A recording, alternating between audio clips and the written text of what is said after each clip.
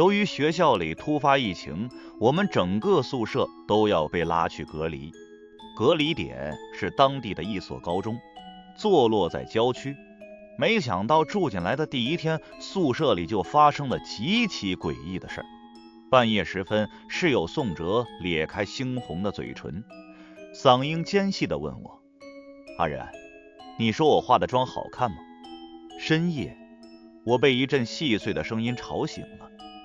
我这人睡觉有个习惯，不能有一点动静，还不能见光。新宿舍没有床帘，我睡在上铺，斜下方的桌前亮着幽暗的荧光，晃得我睡不着。我干脆坐起身。一片昏暗中，我看到宋哲坐在桌前，笔记本电脑开着。我刚想问问他大半夜的不睡觉干嘛呢，可话到嘴边却硬生生停住了，因为我感觉到宋哲看起来有点不对劲儿。他缩着肩膀，脖子伸得老长，整个脑袋都凑到了屏幕前。期间他还不时拿起面前的什么东西往自己脸上涂抹。我皱起眉，不由得心里纳闷，宋哲平时糙得很，没见过他有护肤的习惯啊。恰好这时我想上趟厕所，于是我从床上爬起来，翻身踩住锈气斑斑的梯子，一阵刺耳的嘎吱声响起。突然，宋哲手上的动作停住了，整个寝室陷入死寂。随后我看到他上半身没有动，眼球却倾斜到眼角，朝我看过来。我壮着胆子轻声问：“哲哥，你干嘛呢？”宋哲没搭理我，继续开始忙活。我心里更加疑惑，从梯子上跳下来，找到拖鞋，缓慢地靠近宋哲。等我走到宋哲身后，越过他的肩膀，才看清宋哲面前摆着一堆奇怪的东西，有各种颜色的粉笔，大部分都只剩一小截了，还有2根红黑色的马克笔，塑料外壳上沾满了黑色的污迹。宋哲像是完全没意识到我站在他身后，他抬起食指依次扫过那些东西，最后悬停在一根红色的马克笔上。我瞳孔猛地收缩。宋哲抬手的刹那间，我看到他的指甲上涂着猩红色的指甲油，我不禁感到一阵恶寒。然而更令我没想到的是还在后面。宋哲拧开那根马克笔，开始往自己嘴唇上抹。蓦然间，一股寒意掠过全身，让我瞬间清醒过来。我知道宋哲在干什么了。宋哲不是在护肤，他他妈是在化妆。冷汗浸透我的背心，浑身上下完全僵住了。眼前这一幕实在过于诡异，让我有点大脑宕机。这时宋哲像是感知到了什么，僵硬地转动脖子，歪着脑袋看向我。最悲催的是，此刻我被僵住的除了身体，还有无法转动的眼珠。于是我被迫牢牢地盯着宋哲，与他长久地对视着。宋哲面无表情，双眼圆睁，几乎要瞪出眼眶。我甚至能看到眼白露出来的细细血丝。他的脸呈现出一种异样的苍白，脸颊两侧还画着腮红，嘴唇一圈是用马克笔染上的猩红色。借着屏幕发出的光，他整张脸都透着一股诡异阴冷。他盯着我，用力咧开嘴，2排森森的牙齿清晰可见。他的嗓音变得沙哑尖细，好像一个女人。阿仁，你说我化的妆好看吗？我看着宋哲的笑容，嘴唇干涩，一句话都说不出来。难道不好看？宋哲喃喃自语，困惑地皱起眉头，举起双手抚摸着自己的脸。这时我才猛然间注意到，他手上涂的根本不是指甲油，而是指甲被拔掉后露出来的血肉。空前的寒意缠裹上我的身体，双腿止不住的发抖。我知道了，肯定是我的嘴巴还不够大。宋哲自说自话着，从桌上拿起一把美工刀，随后他张大嘴巴，喉咙里发出一阵咕噜的声音，左手勾住嘴角，右手紧紧攥着美工刀。很快，粘稠的液体顺着他的嘴角滴答滴答地流到地上。我眼睁睁地看着宋哲活生生将自己的嘴撕裂开，一直撕裂到耳朵，这样就好看多了。宋哲嘿嘿地笑着，像是完全感觉不到疼痛。我完全被他的模样吓傻了，哆哆嗦嗦地往后退，脚后跟绊到了什么东西，让我整个人失去重心，摔到了地上。我下意识地转头，发现绊倒我的是从床底下伸出来的半截胳膊。狭窄的床底下蜷缩着一具尸体，上半身折叠到膝盖之间，脖子扭曲成一个诡异的角度。一张惨白的人脸正对着我，没有眼珠，眼眶中只有2个黑洞。我很快就认出来，那是我的另一个室友杨征。宋哲娇羞地捂住胸口，娇滴滴地埋怨道：都怪他偷看我换衣服，坏死了。我实在忍受不下去了，连滚带爬的想要逃出寝室，却死活打不开门。绝望中，我想起来，因为疫情管控，所有寝室外面都临时挂上了锁。身后传来沉重的脚步声，我回过头，看到宋哲的脸几乎压到了我的脸上，他的双眼一动不动，黑色的眼珠毫无生气，深邃又空洞，撕裂的嘴大张着，带着一股令人作呕的恶臭。我被吓得想要尖叫，却发现自己已经发不出任何声音，神经被恐惧完全淹没。宋哲狰狞地笑着，抬手抚摸着我的脸：阿仁，你的眼睛真好看，送给我好不好？他用左手死死按住我的脸，右手举起美工刀。我全身像是被一种无形的力量扼住，只能无助地瞪大眼睛看着刀尖缓缓靠近我的眼球。下一秒，美工刀猛地戳进我的眼眶，视野陷入一片黑暗。我不由自主地尖叫一声，再度睁开眼，我发现自己正坐在床铺上。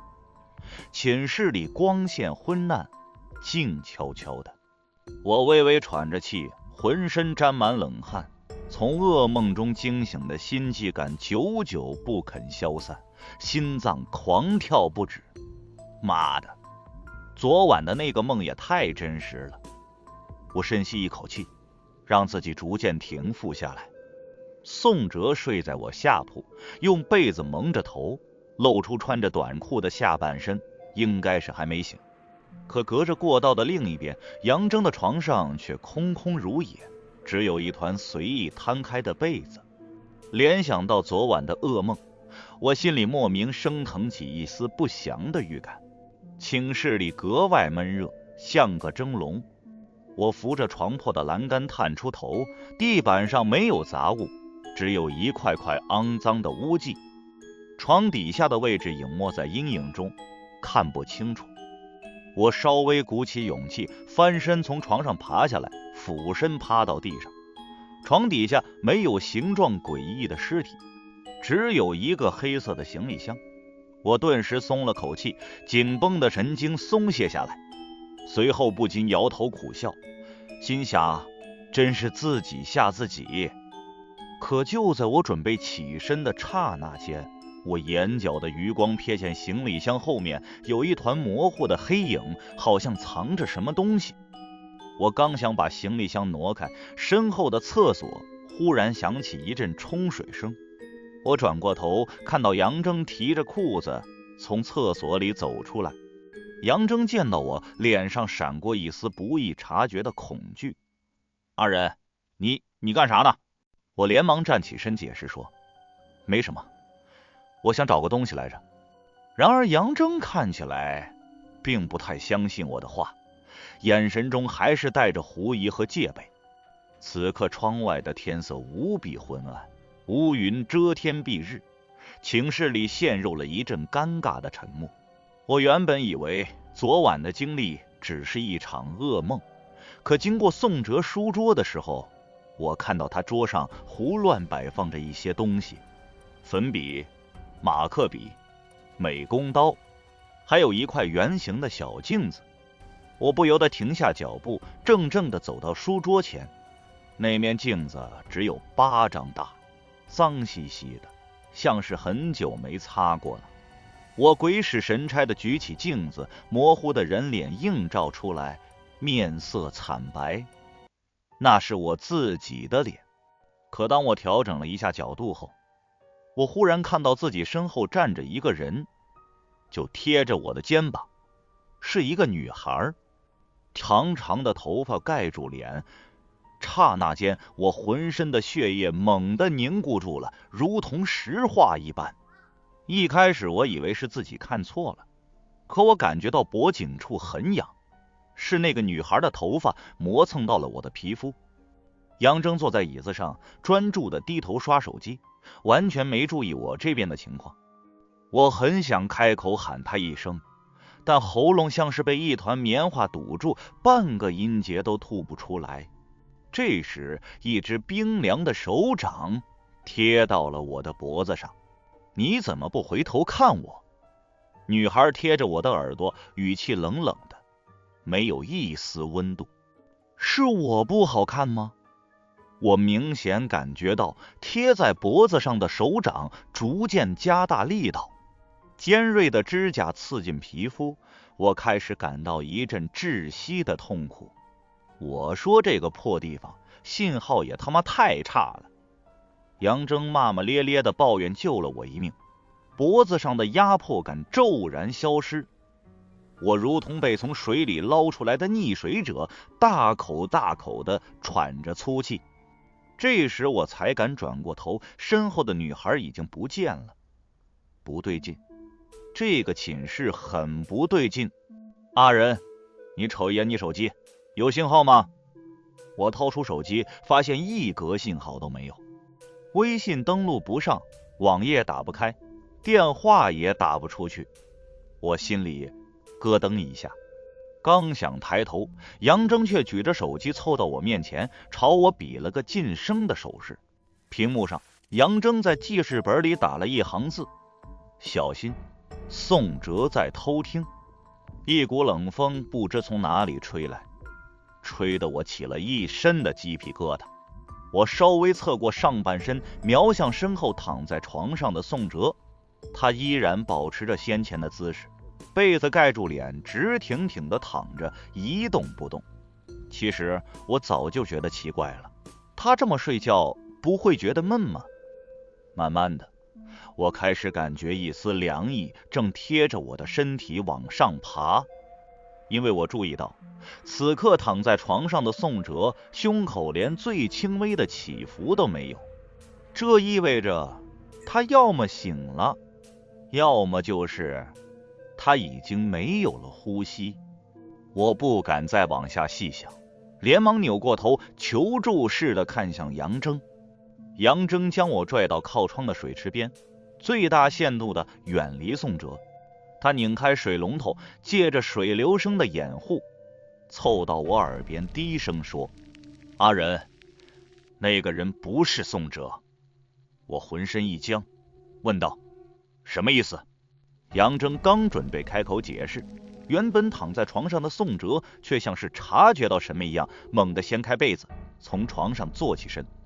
他脸色苍白如纸，表情阴沉，还透着一股可怕的青紫色，黑黝黝的瞳孔直勾勾地盯着我俩。整个寝室似乎都变得冰冷起来，我的脊背顿时一阵发凉，仿佛是被毒蛇盯上的猎物。你看，这不是有水了吗？杨铮反应很快，他朝我使了个眼色，同时往我怀里塞了个什么东西，好像是一张照片。我来不及细看，只得先塞进裤腰的位置，用衣摆盖住。洗漱的时候，我面朝窗户，背对着床铺的方向，可是我能感觉到背后有一道灼人的视线正牢牢盯着我。潦草的洗漱完，我关上水龙头，趁着擦脸的间隙，偷偷瞥了一眼宋哲。只一眼，我的心就被提到嗓子眼儿。宋哲还在盯着我，慌乱之下，我连忙收回视线，闪身躲进寝室的厕所。我强忍着厕所里的异味，拉上插销，后背顶住木板门，才稍微放松一些。这时我想起杨铮塞给我的东西，我掏出来一看，果然是一张照片，只不过照片氧化的比较严重，表面已经泛黄褪色，还有不少污迹。尽管如此，还是能勉强辨认出来，照片里拍摄的是一个女生。她穿着白色短袖和黑色过膝裙，绑着单马尾，微微歪着身子，站在一尊雄鹰翱翔的雕塑旁，比了个耶的手势。只可惜她照片上的脸已经变得十分模糊，看不清了，但能感觉得出来，那是个很可爱的女生。不知为何，我总觉得这张照片很眼熟，好像在哪里看到过。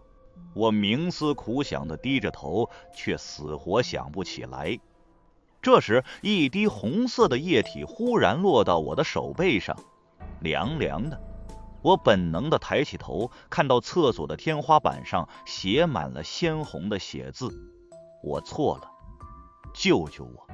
刹那间，我感觉自己全身的汗毛都竖了起来。而且不光是天花板，周围的墙壁上也全都写满了叠在一起的救救我这3个字，字体歪歪扭扭，充斥着我的眼球，还在不断往下淌血。我吓得心脏都快跳出喉咙了，连忙哆哆嗦嗦地伸手拉开厕所门的插销，可没想到拉开门后，宋哲就站在门口，上身松垮的穿着白色短袖，下身是黑色短裤，面无表情地盯着我。我被吓得怪叫一声，身体下意识地后退，慌乱中脚下一滑，整个人重重地摔到地上，屁股生疼。宋哲倒是没有进一步的动作，只是居高临下地俯瞰着我，眼神冰冷。阿仁，快出来做核酸了！杨铮的声音从外面传来，稍微让我感到了一丝安心。我揉着屁股站起身，趁机把照片藏到后兜里。从宋哲身边挤过的时候，我又回头看了一眼厕所的墙壁，墙壁上哪有什么血渍，只有一块块发霉脱落的黑斑。我甩了甩有些发沉的脑袋，暗自嘀咕，这肯定是我刚做完噩梦，还没清醒过来，压力过大之下出现幻觉了。穿着白色防护服的大白站在寝室门口，我往外走的时候，窗外骤然掠过一道闪电，紧接着轰地响起一声炸雷，吓得我浑身一哆嗦。这时候我猛然间想到一件事，只觉得头皮一炸，浑身战栗。宋哲身上穿的根本不是黑色短裤，而是黑色过膝短裙。换句话说，宋哲身上穿的衣服跟照片里的那个女生一模一样。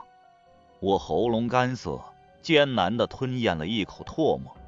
不过刚才我只是简单的扫了一眼，不排除看错了的可能。我犹豫不决地走到门口，张开嘴巴，趁机依依不舍地望了望门外。真希望能赶紧离开这个鬼地方。等做完核酸，大白准备重新锁上宿舍门的时候，我连忙先拦住他，隐晦地低声问：您好，我觉得最近我室友有点不对劲。不对劲？大白不耐烦地反问道：怎么不对劲？这一下倒是把我问住了。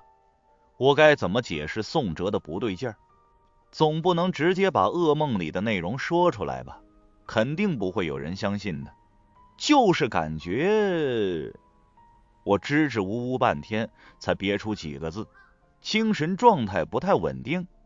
然而我的话才刚说完，一只手臂就搭到了我的肩膀上。你在聊什么？尖细的声音从耳边传来。我一扭头，看到宋哲歪着脑袋，微微咧开嘴，死死盯着我，格外瘆人。尤其是他那双泛着鱼肚白的眼球，用力紧绷着，几乎都要炸出来了。没什么。我滚了滚喉咙，朝宋哲挤出一个僵硬的笑容，努力控制自己挪开脚步，走回到了宿舍里。听着门外重新上锁的声音，我的心也沉了下去。没办法，看来暂时是真的出不去。我坐回到书桌前，拆开分发下来的盒饭，却没有半点胃口。窗外下起瓢泼大雨，寝室里再度陷入一片寂静，唯有雨声混杂着吃饭时的咀嚼声显得格外清晰。杨铮坐在我旁边，一边吃饭一边刷手机，而宋哲坐在我俩身后，背对着我，专注地埋头吃饭。我扭头打量了宋哲一眼，越看越觉得不对劲。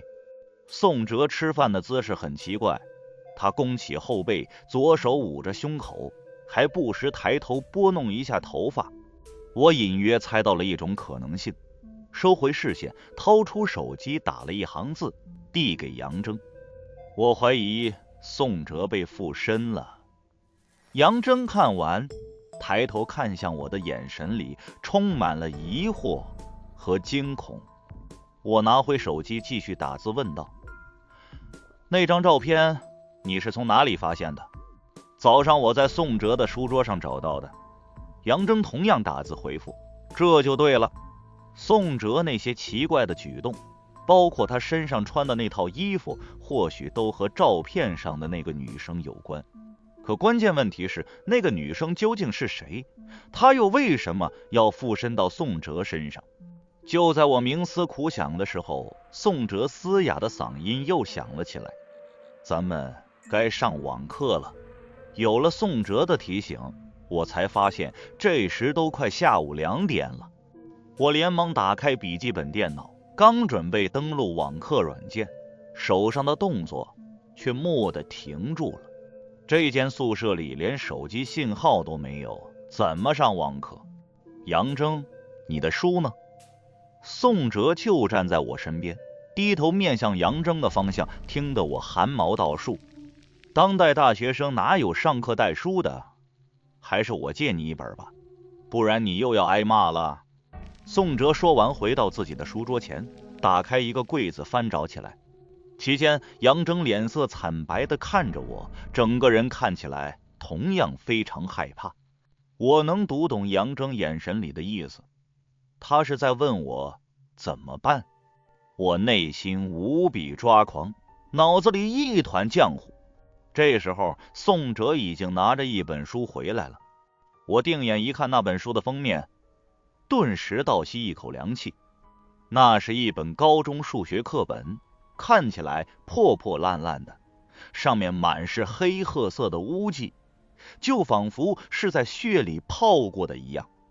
哎呀，你怎么把我这本书弄脏了？宋哲吊着嗓子，猛然间提高音调，声音变得更加尖细难听。你这个不要脸的小贱人，我好心把书借给你，你却一点都不懂得珍惜。说话间，宋哲阴狠地垂下眼睑，抬起双手，慢慢地靠近杨铮。我要把你的脸皮扯下来。杨铮坐在椅子上，浑身微微发抖，脸色逐渐由铁青转为涨红。我去你大爷的！伴随着一声惊天动地的怒吼，杨铮抄起自己桌上的笔记本电脑，狠狠地砸向了宋哲的脑袋。我眼睁睁地看着宋哲的脖子几乎扭曲成了180度，整个人转了个圈，重重地磕到床铺的栏杆上，随后摔倒在地。我甚至还听到了骨头扭断时的清脆响声。然而下一秒，宋哲就在我和杨铮万分惊惧的目光里，摇摇晃晃地从地上爬了起来。他的脑袋扭曲成一个诡异的形状，脖子处的肌肉塌下来一块，显然已经无法支撑脑袋的重量，无力地往下垂。粘稠的红色液体顺着脸庞吧嗒吧嗒的滴到地上，好痛啊！宋哲的气管好像也被骨头刺穿了，嗓音变得低沉含糊，还带着嘶哑的漏风声。他每往前走一步，脑袋就会晃动一下，仿佛随时都会掉下来。当宋哲努力抬起头时，我看到他脸颊的中央凹陷下去了一大块，鼻子几乎被压瘪了，露出了一截白森森的骨头，而他的眼眶受到挤压，两只眼睛变得错位，看起来尤为诡异。一双恐怖的血红色眼睛拼命地睁大，几乎快要从眼眶里掉出来了。我看到杨铮强忍着身体的颤抖，给自己壮胆般大吼一声，推开宋哲，不要命一样用肩膀撞向宿舍门。木质的门板发出一阵嘎吱声，却并没有被撞开。杨铮后退2步，顶起肩膀，又奋力撞了上去，还是没撞开。但很明显，门上挂锁的位置已经变得松动了。我这才回过神来，学着杨铮的样子，咬紧牙关帮他一起撞门。随着肩膀处传来的一阵剧痛，我的身体不受控制地翻滚出去。一阵眩晕后，我倚靠着走廊里的墙壁站起来，肩膀一阵火辣辣的疼。门上的荷叶直接被撞断了。宿舍门敞开着，宋哲站在里面，双手托着自己的脑袋，努力将视线对准门外。快跑！杨铮率先反应过来，示意我朝楼梯跑去。可我忽然意识到周围有些不对劲儿，走廊里显得格外脏乱，角落里堆满垃圾，四处布满纷飞的灰尘，像是很多年没人打扫过了一样。甚至有几间宿舍的房门都被拆了下来，胡乱地扔到地上。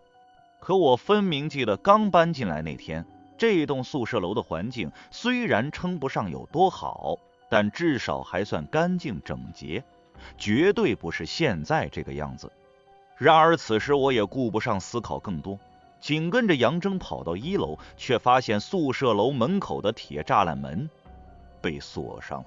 外面还在下着瓢泼大雨，磅礴的雨滴跌碎在水泥地上，潮湿的水汽涌进来，打在脸上，凉凉的。明明距离自由只有1步之遥，可我就是出不去。杨铮愤恨地摇晃着铁栏杆，却毫无用处。铁门上挂的锁比我的拳头都大。这时楼梯方向传来一阵沉重的脚步声，还有某种金属重物被拖行的声音。我抬头一看，宋哲扶着2楼的栏杆，正在低头盯着我们。随后他咧开嘴，那张扭曲变形的脸露出一个狰狞的笑容。你们谁都不许逃！宋哲说完，缩回身子，沿着楼梯继续往下走，手里还拖着一柄不知从哪里找来的大铁锤。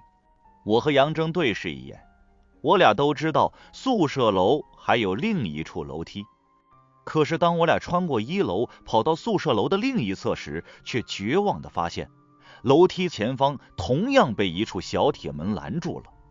更残酷的是，整个1楼的宿舍房门上全都挂着锁，连个躲藏的地方都没有。路人，快来这边！杨铮压低声音，在一扇半掩着的房门前拼命朝我招手。我如同抓住救命稻草一样，连忙闪身躲了进去。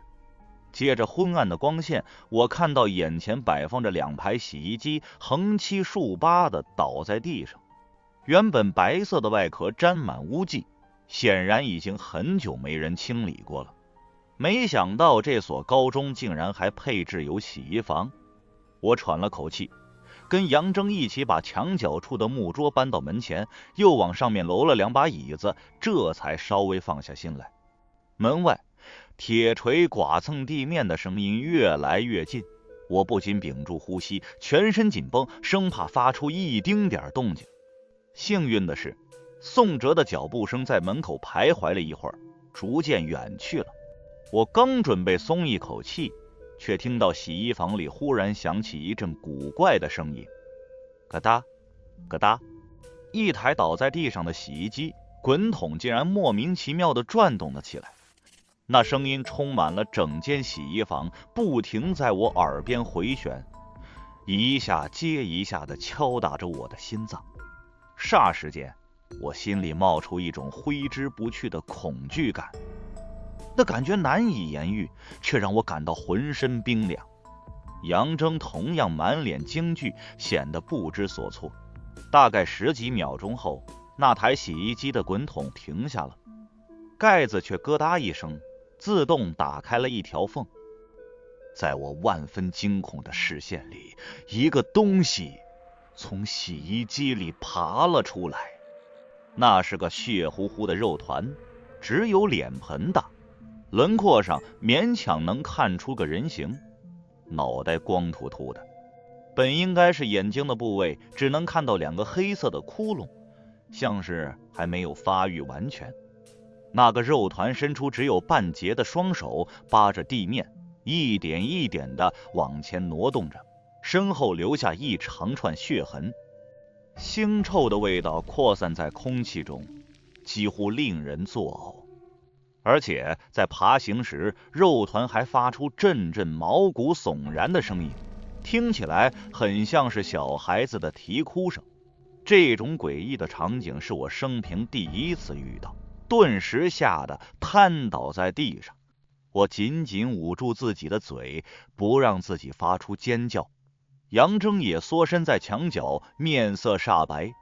这个时候，一阵巨响从我身后传来，洗衣房的木板门剧烈震动着，直接被砸出一个洞。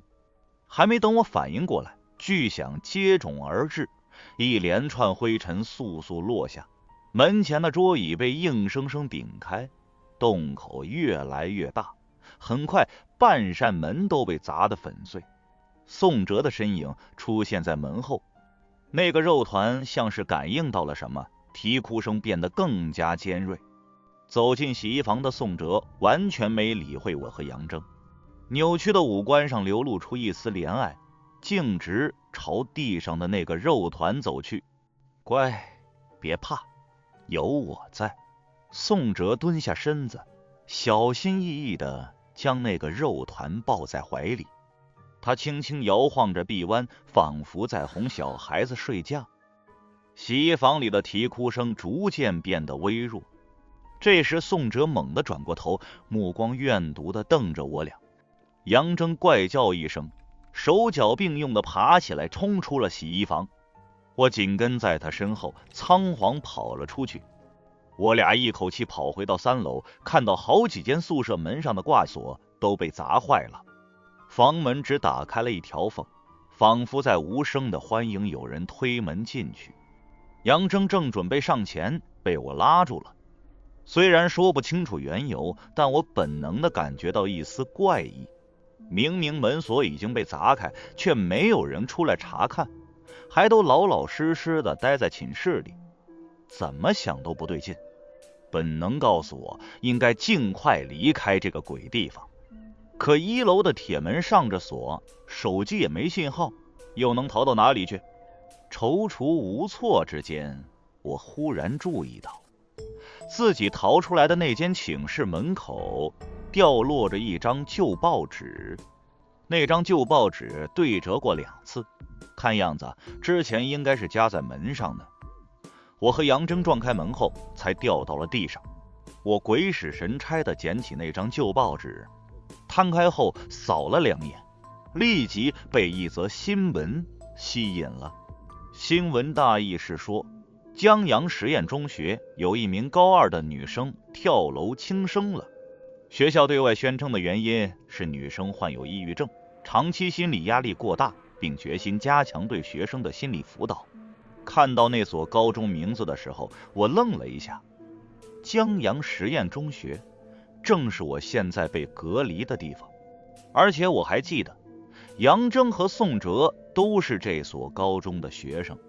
我将那张旧报纸递给杨铮，问道：你知道这件事吗？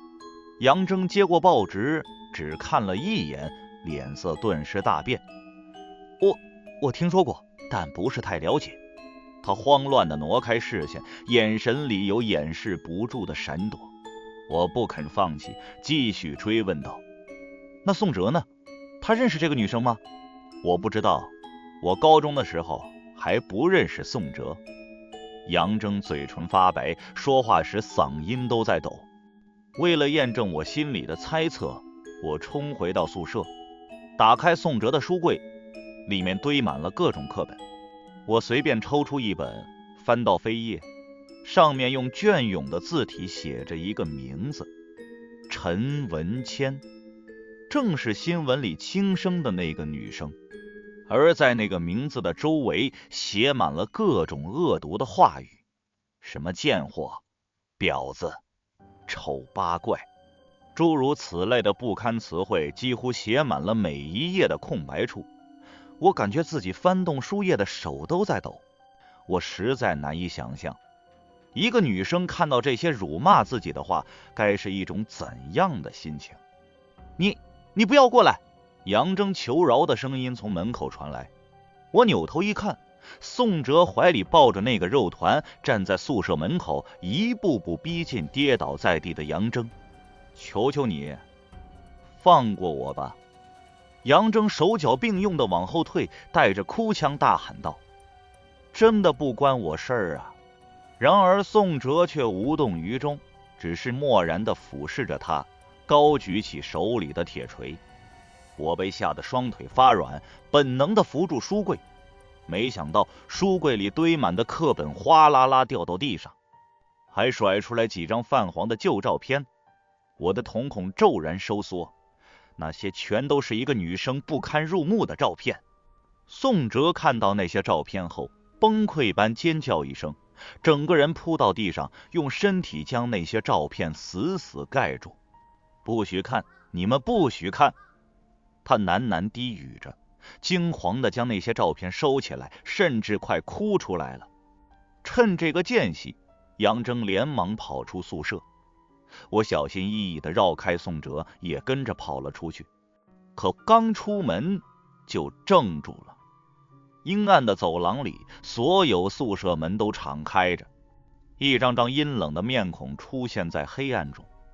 明明是短发，他们却全都穿着统一的白色短袖和黑色过膝裙，而且那些人的脸竟然是没有五官的，就像被用锋利的刀刃整齐地割掉了一样，只留下一张血肉模糊的脸。一股发麻的感觉蔓延到全身，像是浑身爬满了无数的虫子。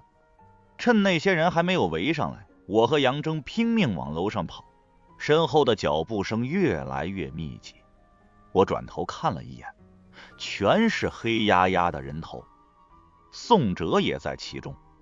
他抱着那个鲜红的肉团，尤为显眼。悠悠的哭啼声飘荡过来，听得人心里发寒。我不敢再看，继续沿着楼梯狂奔。终于，我和杨铮跑到顶楼，推开了通向天台的小门。天空中一片阴翳，暴雨依然没有停歇，密集的雨点扑到脸上，针扎一样疼。我回身关上天台门，又找了一根拖把充当门栓。听着咚咚的撞门声，我也不知道能坚持多久。我只能跟杨铮尽量远离那扇小门。可天台四周无比空旷，再加上是6楼，可以说根本就无处可逃。杨铮背靠着天台的栏杆坐下，抱着膝盖，双眼无神，浑身发抖打颤。我拽着他的衣领，咆哮着问道：宋哲和那个女生之间究竟发生过什么事？杨铮眼神涣散地看着我，嘴唇如念。我真的没想到事情会变成这样，真的不怪我呀。显然杨铮已经处于精神崩溃的边缘了。我狠下心，猛抽了他2巴掌。杨铮这才稍微清醒过来，瞳孔重新聚焦到我身上。你、宋哲，还有那个名叫陈文谦的女生，你们之间到底发生过什么事？暴雨如注，杨铮扬起满是雨水的脸，犹豫不决地看着我。你再不说的话，咱俩都得死。或许我的话刺激到了他，杨铮滚动了一下喉咙，刚准备开口，身后忽然传来一声沉重的闷响，天台的门被撞开了，密密麻麻的人一下子涌出来，所有人都被弯曲了五官，犹如没有感情的提线木偶，直勾勾地朝我们逼近，最后停在了距离我们几步远的位置。紧接着人群从中间让开一条路，宋哲怀里抱着那个肉团缓步走了出来，全身上下都弥漫着诡异的气息。杨铮双眼圆睁，连滚带爬的跪到宋哲面前。我错了，我真的知道错了，求求你放过我吧。他一边痛哭流涕的求饶，一边将脑袋磕得咚咚直响。宋哲无动于衷，只是低头冷冷地看着他。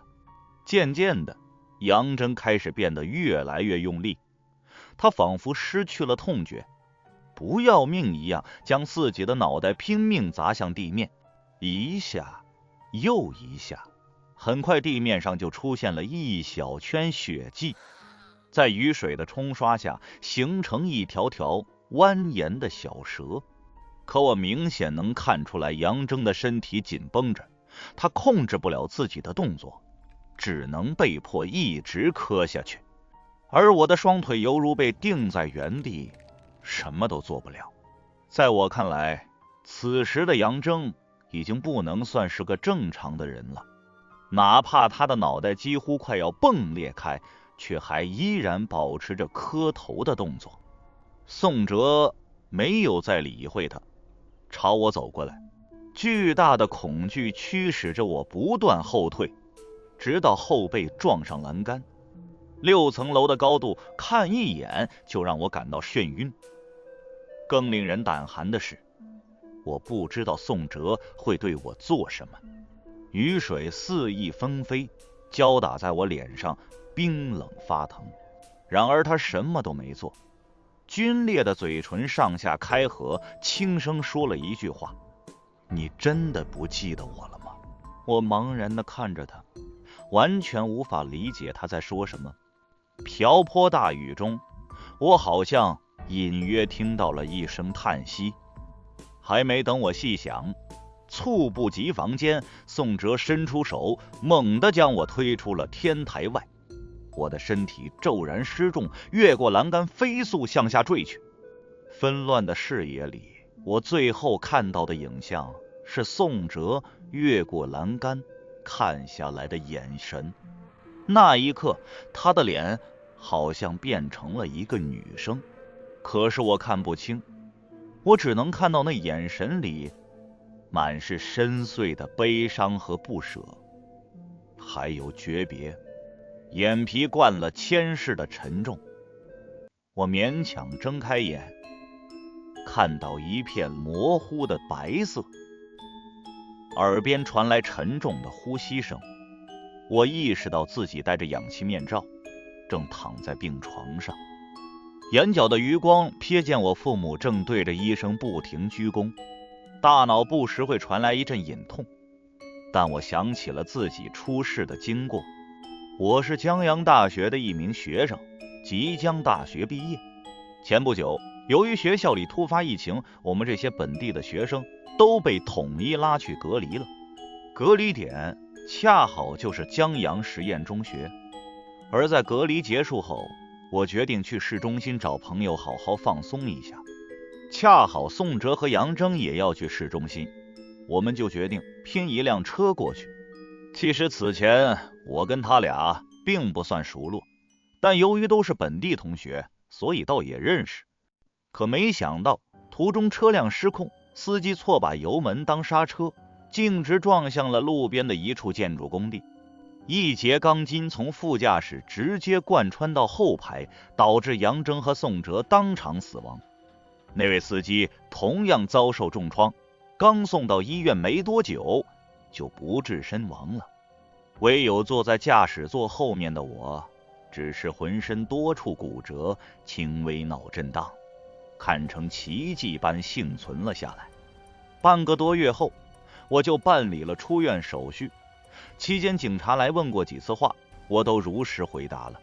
后续的新闻报道称，这只是一场惨痛的交通事故，但我意识到事情的真相可能没有这么简单，因为我清楚地记得那辆车是我叫的，所以上车时我本来是坐在副驾驶的。然而那位司机开车前特意看了我一眼，说：“你是路人？”我当时没多想，以为他只是确认乘客信息，于是点点头，还把手机尾号报了一遍。没想到司机仔细打量了我一番，借口说我身上有股怪味，他受不了，硬是让我跟宋哲换一下位置。于是我就莫名其妙换到了驾驶座的后面。如今回忆起来，正是司机这个怪异的举动才救下了我一命。可关键是，订单信息应该只会显示姓氏，不会显示全名。这也就是说，那个司机认识我？我连忙翻找出先前的新闻通报，看到司机姓氏的刹那间，我整个人如遭雷击般僵住了。司机姓陈，一个极为诡谲离奇的猜测在我大脑中呼啸盘旋。我强迫自己冷静下来，打开电脑，在搜索引擎里敲下几个关键词：江阳实验中学、女生、跳楼。然而大部分都是一些琐碎的信息，但我没有放弃，又换了几个关键词。很快我就找到了一个无人问津的爆料帖，帖子是6年前发的，账号显示已注销，但好在帖子的内容还没被清理。浏览完那个帖子，我心中犹如掀起惊涛骇浪。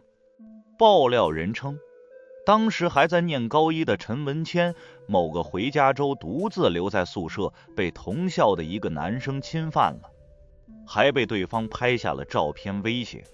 事后男生对陈文谦威逼利诱，还狡辩说什么自己是真的喜欢他，只是一时间没控制住，以后会保证对他好，照顾他。由于当时陈文谦的爸妈常年在外务工，很少回家，致使本就性格内向的他就这样一步步走进了那个男生的陷阱里。这期间，男生还不断对陈文谦进行 PUA， 经常暗示他不够聪明，不够漂亮，除了自己没人会喜欢他。陈文谦也因此变得越来越自卑，并且对男生产生了一种扭曲的依恋。可没过几个月，男生玩腻了陈文谦，提出要分手。而且为了避免陈文谦的纠缠，男生找到自己的朋友，在学校里四处散播陈文谦的不雅照，还在陈文谦的课本上乱写乱画，甚至以此为乐。在爆料者看来，正是那2个男生的所作所为，才将陈文谦逼上了绝路。可校方为了降低影响，拒不承认这些事，而爆料人手里只有一些聊天记录的截图，并没有实质性的证据。这就导致事发后，那2个男生几乎没有遭受任何处罚，很快便办理了转学。我点开帖子里的聊天截图，上面显示的备注是永远喜欢的哲。坐在电脑前的我几乎感到一阵窒息般的心痛。我简直无法想象陈爸爸是怎么熬过这6年的。而更令人难以接受的是，据说陈文谦跳楼时已经3个月了。我闭上眼，回想起那场噩梦里的种种场景，心里完全不再有恐惧害怕的感觉，反而只剩下无尽的悲痛。9月的天空晴朗清澈，微风习习。我看着墓碑上的黑白照片，忍不住红了眼眶。照片里女生的笑容甜美又温柔，尘封许久的记忆被唤醒。我终于想起来了，是的，我认识陈文谦，应该是我念高2的时候，那一年的中秋节前后，趁着假期身为美术生的我正在一家画室学画画。休息的时候，我看到销售老师热情洋溢地领着一个女生进来，邀请她坐到画板前，硬是塞给她一根画笔，让她随便画。女生瘦瘦的，穿着校服，在画板前显得非常局促不安。销售老师碰巧见到我出来，估计是觉得同龄人比较好交流，跟我说那个女生对美术很感兴趣，让我简单指导她一下。女生连连摆手说不用，销售老师却压根没理，只是叮嘱我一定要用心帮助新同学。等销售老师走后，女生小声对我说，她只是在等她爸爸收工后来接她。从女生的穿着判断，我估计她家里很难负担得起学美术的费用。我记得当时自己问她说，你喜欢画画？她犹豫了一会儿，才低着头回答说，也算不上喜欢。我想了想，鼓励她随便画点什么，就当消磨时间了。彼时的她抿紧嘴唇，手指攥着画笔，满脸紧张，反复向我确认，真的可以随便画吗？听到我笃定的回答后，她才终于拿起画笔。我记得她画了一群飞鸟，尽管能看得出来她没有系统的学过画画，可她的笔触却带有一种天然的生命力，让我不由得发出一阵赞叹。她像是很开心，眼睛里闪烁起兴奋的光芒，只是那光芒在她爸爸来接她的时候就暗淡了下去。她爸爸戴着工地上常见的安全帽，满身是灰，老实憨厚的模样，不停地向我道谢，说他女儿给我添麻烦了。他还热络地问我叫什么名字，哪个高中的，说要给我买水。我连忙摆手说不用，咽下了原本想要劝说女生来学画画的话。分别时，我将那幅画送给了女生，她非常高兴。那个女生告诉我，她叫陈文谦。我说我叫路人。